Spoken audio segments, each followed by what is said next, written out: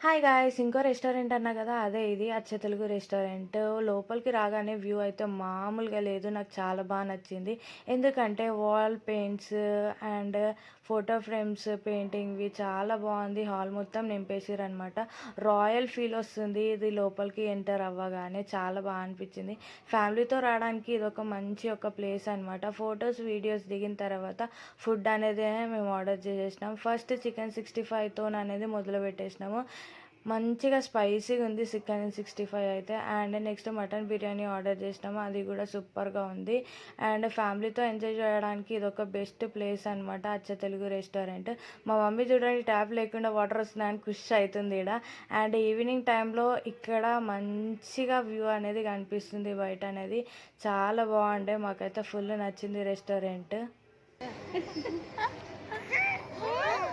ఏంటి